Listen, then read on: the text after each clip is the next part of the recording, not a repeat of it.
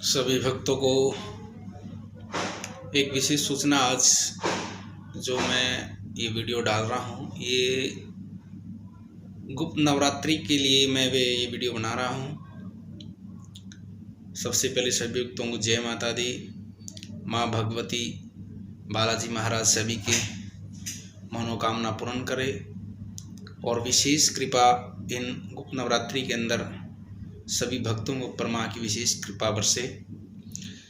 गुप्त नवरात्रि का रहस्य है कि गुप्त नवरात्रि में गुप्त क्यों रखे जाते हैं। नवरात्रों में हमने जो भी काम करना है, जो बातें करनी है, जो साधनाएं करनी है, सिद्धियां करनी है, या मंत्र जाप करने हैं, या कोई दान करना है, जितना भी हम गुप्त रखेंगे। गुप्त क्यों रखा जाता है इस चीज़ को? कई बार इस चीज़ के बारे में भी सवाल उठाते हैं लोग और हमारे से भी पूछते हैं जी गुप्त नवरात्रों का रहस्य क्या है, गुप्त क्यों रखने चाहिए। गुप्त नवरात्रों का रहस्य ये है जी, जब भी किसी तंत्र या मंत्र या किसी प्रकार की कोई ऐसी तंत्र मंत्र की साधनाएं काटनी होती हैं, और विशेष रूप से जैसे हमारे सनातन धर्म के अंदर ये साल में 4 बार नवरात्रे आते हैं, 2 बार गुप्त नवरात्रे आते हैं और 2 बार खुले नवरात्रे आते हैं। और गुप्त नवरात्रे का महत्व सबसे ज़्यादा उन लोगों के लिए है जो लोग साधनाएं करते हैं, सिद्धियां करते हैं, मंत्र जाप करना चाहते हैं, साधना करना चाहते हैं, कोई दैविक शक्ति प्राप्त करना चाहते हैं। उनके लिए ये विशेष फलदायी होते हैं। जितना जब हम 41 दिन में, 21 दिन में, 31 दिन में करते हैं, उनसे भी अनंत गुणा फल इन हमारे को इन 9 दिनों के अंदर, नवरात्रि के अंदर मिल जाता है। विशेष साक्षात माँ भगवती की कृपा होती है। साधकों के लिए विशेष रहते हैं ये, जिन्होंने साधना करनी है, मंत्र जप करने हैं, किसी को पर कोई शक्ति आती है, शक्ति खुल नहीं रही है, शक्ति बंध जाती है, कोई क्रिया करवा देता है, टोने टोटके कुछ भी काम धंधे को बंधवा देता है, परिवार के ऊपर बंधन लगवा देता है। ये सारी स्थितियों के अंदर जो ये गुप्त नवरात्रि हैं, बंधन बांधने के लिए भी और बंधन काटने के लिए भी सबसे ज़्यादा फलदायी होते हैं ये। और जो साधक साधना करना चाहते हैं, इसमें सबसे ज़्यादा इनको फलीभूत होगा, सबसे ज़्यादा फल मिलता है, सबसे ज़्यादा शक्ति की आराधना करने से शक्ति जल्दी जागृत हो जाती है। इन गुप्त नवरात्रों का जो रहस्य है, ये हमने परिवार को छोड़ करके किसी दूसरे को नहीं बताना चाहिए। भी हम साधना कर रहे हैं, किसी मंत्र का जप कर रहे हैं, या किसी देवताओं को हम भोग दे रहे हैं, या कोई विशेष और कोई पूजा कर रहे हैं, इसमें हर प्रकार की पूजा की जाती है। लोग जैसे किसी को पुत्र की प्राप्ति नहीं है तो पुत्र प्राप्ति के लिए अनुष्ठान कराते हैं, विद्या प्राप्ति के लिए अनुष्ठान कराते हैं। राजनीति, जो लोग राजनीति लोग होते हैं, राजनीतिक क्रिया करने के लिए, इसमें राजनीति में सफलता के लिए इसमें बड़े बड़े अनुष्ठान करवाते हैं। और किसी के व्यापार में दिक्कत आ रही, वो लोग इनमें जिनको पता होता है, वो गुप्त नवरात्रि में एक गुप्त तरीके से सब काम इन गुप्त नवरात्रों में ही करवाता है। और जितना हम हमारे पूजा पाठ, जप, मंत्र, यंत्र, तंत्र, जितनी भी साधनाएं करते हैं, हम उनको गुप्त जितने भी रखेंगे उतनी हमारे लिए ये फलीभूत होंगी गुप्त नवरात्रि।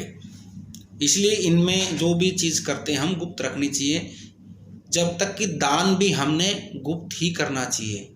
और गुप्त दान सबसे बड़ा दान, जिस प्रकार कन्यादान का दान सबसे बड़ा दान माना जाता है, इसी प्रकार दान भी गुप्त ही रखना चाहिए। और जितना हम गुप्त दान को भी गुप्त रखेंगे, उतना हमारे को कई हजार गुना फल मिलता है गुप्त दान का। कोई भी पूजा पाठ जैसी चीज़, स्थिति, जितनी भी हम बाहर उजागर करते हैं, उसका फल हमारे को निष्क्रिय हो जाता है। इसलिए गुप्त नवरात्रों के अंदर ये विशेष रूप से माँ भगवती की साक्षात कृपा होती है। और ये 2 फरवरी से गुप्त नवरात्रि शुरू हो रहे हैं और 10 फरवरी को नवमी है। इनके अंदर विशेष रूप से विशेष क्या है, 5 तारीख की बसंत पंचमी है। बसंत पंचमी को, छठ को, सप्तमी को, अष्टमी को रवि योग, स्वार्थ सिद्धि योग, रवि योग। तो इनके अंदर जो ये योग बनते हैं, इन योगों का भी महत्व इतना और बढ़ जाता है। इन नवरात्रों के अंदर हर रोज के योग बने हुए हैं, रवि योग बना हुआ है, स्वार्थ सिद्धि योग बने हुए हैं। तो इन योगों की वजह से भी इनका फल अनंत गुना फल बढ़ जाता है। और विशेष रूप से नवरात्रि हो गए गुप्त। तो इनके लिए जो भी नए नए साधक हैं, सबसे पहले तो बैठने की क्रिया का विशेष रूप से उनको ध्यान लगाना, वे कितने समय तक हम बैठ सकते हैं, एकाग्र होकर बैठना है, मन को बिल्कुल शांत करके, तभी ये साधनाएं सफल हो पाती हैं। और जितने इन नवरात्रों के अंदर कम समय में हम सफलता प्राप्त कर लेते हैं, उतनी हम अलग दिन में नहीं प्राप्त कर सकते। इसलिए इनका विशेष महत्व गुप्त नवरात्रों का इस नवरात्रि और गुप्त की वजह से इनका विशेष फल बढ़ जाता है। और जो कुछ साधना, कुछ लोग बार बार हमारे से भी सवाल करते हैं, जी आप साधनाएं कैसे करनी चाहिए। कुछ मंत्र होते हैं वैदिक मंत्र, कुछ साबर मंत्र होते हैं, कुछ तंत्र क्रिया के मंत्र होते हैं। मंत्र को हमेशा या तो गुरुमुख या किसी जानकार के मुख से ही लेना चाहिए। यदि मंत्र को आप किसी भी तरह की त्रुटि करते हो तो उस पर आपका हानि होगी, लाभ नहीं होगा, उसमें आपका नुकसान होगा। यदि आप किसी तरह का मंत्र जप करते हो, बिना किसी जानकार से मंत्र लिए, बिना पढ़े उस मंत्र का आप जाप करते हो, तो उसमें कोई त्रुटि रहती है तो उसमें आपका नुकसान अवश्य होगा। इसलिए बार बार कहा जाता है कि या तो गुरु की शरण में, गुरु मंत्र जैसे गुरु की शरण में ही हमने जप करने चाहिए, क्योंकि गुरु जी ने वो मंत्र सारे साधनाएं सिद्धि करी हुई होती है पहले उन मंत्रों का। यदि हम साधना किए हुए मंत्र गुरु जी से लेते हैं और थोड़ा सा हम उसका जाप कर लेते हैं, वो शक्तियां जल्दी ही जागृत हो जाती हैं। इसलिए गुरु की शरण में हम सबसे पहले मंत्र साधना के लिए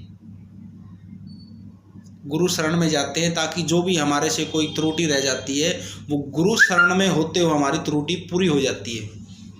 हमारे ऊपर किसी तरह का कोई भी नुकसान नहीं होता। उसमें जो भी मंत्र जाप करे वो गुरु शरण या किसी जानकारी के अंदर में करे। यदि मंत्र को आपने बिल्कुल शुद्ध रूप से बोलना आता है तो भगवान शंकर को या गुरु गोरखनाथ को गुरु मान करके भी आप अपनी साधनाएं कर सकते हैं, मंत्र को जागृत कर सकते हैं, उसमें भी कोई दोष नहीं लगेगा। यदि आपको अच्छी तरह से मंत्र का शुद्धिकरण है उस मंत्र का आपके पास। और जो विशेष रूप से मैं बताना चाहूँगा, हमने काफ़ी मंत्र इस हमारा, सबसे पहले तो आप हमारे इस YouTube चैनल को सब्सक्राइब करें, माँ भद्रकाली बालाजी वैष्णो दरबार दिल्ली के नाम से, और माँ भद्रकाली बालाजी वैष्णो दरबार के नाम से हमारा फेसबुक पे पेज है। उस पेज के ऊपर हमने हर तरह के मंत्र, साधना के, किसी को विद्या प्राप्ति करनी है, व्यापार में दिक्कत आ रही है, कारोबार में दिक्कत आ रही है, संतान प्राप्ति में दिक्कत आ रही है, विवाह में रुकावट आ रही है, राजनीति में रुकावट आ रही है, हर तरह की स्थिति से निकलने के लिए हमने वहाँ पे सारे मंत्र किस हिसाब से हम करने चाहिए, सब हमने वो पेज के ऊपर डाले हुए हैं, फेसबुक पेज के ऊपर। क्योंकि यहाँ हम सारे मंत्र बताएंगे तो वीडियो बहुत लंबी बन जाती है, इसलिए वो मंत्र हमने फेसबुक पेज पे डाले हुए हैं। और फेसबुक पेज को आप हमारे को उसको लाइक करें, फॉलो करें, उस पर हर तरह की जानकारी आपको मिलती रहेगी। और हमारे पास दरबार संबंधी जितनी जानकारी हैं, मंगलवार शनिवार को, अब जैसे लॉकडाउन खुल जाएगा, लॉकडाउन के बाद हम माँ भगवती का आशीर्वाद रहा, नवरात्रों में आपको पहले सूचना दी जाएगी। यदि दरबार हर रोज़ लगेगा तो वो भी आपको सूचित किया जाएगा, यदि मंगल शनि लगेगा तो वो भी सूचित किया जाएगा। दरबार की जानकारी भी आपको फेसबुक पेज से, इंस्टाग्राम पेज से और यूट्यूब के माध्यम से ही मिलती रहेगी। किसी ने विशेष कुछ पूछना है तो हमारे यूट्यूब पे नीचे सवाल डाल के पूछ सकते हैं, साधना के बारे में या और किसी चीज़ की जानकारी लेनी है, या फेसबुक पेज पे या इंस्टाग्राम पेज पे, एक ही नाम से हमारे तीनों पेज हैं, विशेष जानकारी लेनी है। आज के लिए विषय में इतना ही। जय माता दी, बालाजी महाराज की जय, सतगुरुदेव भगवान की जय।